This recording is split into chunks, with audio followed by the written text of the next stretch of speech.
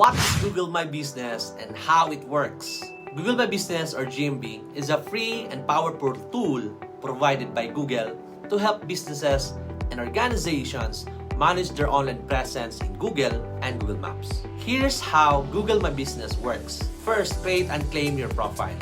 To get started, you need to create a Google My Business profile if you don't already have one. If someone has already added your business to Google Maps, you can claim and verify it as the owner. Second, provide essential information.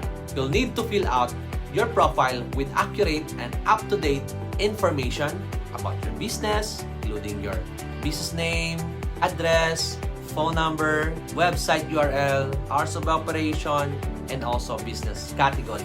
Third, verification.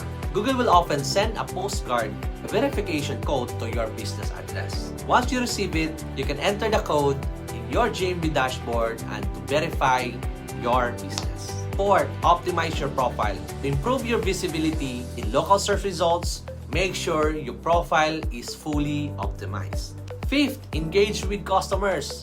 Use Google My Business to engage with customers. Respond to reviews, answer questions, and provide updates about your business, promotions, or special events. 6. Analyze performance. GMB provides value insights into how customers find your business and interact with your profile. 7. Use Google Posts. Google Posts are short updates or news that you can share on your GMB profile. Use them to promote events, offers, or highlight new products or services. 8. Add photos and videos. Visual content is essential. Add photos of your business, products, and also services. 9. Google Q&A.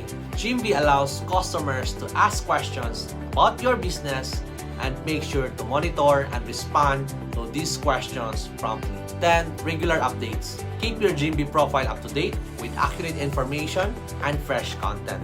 This can help maintain and improve your visibility in local search results. Effectively using Google My Business, you can enhance your online presence and attract more local customers and also provide them with valuable information about your business and ultimately contributing to its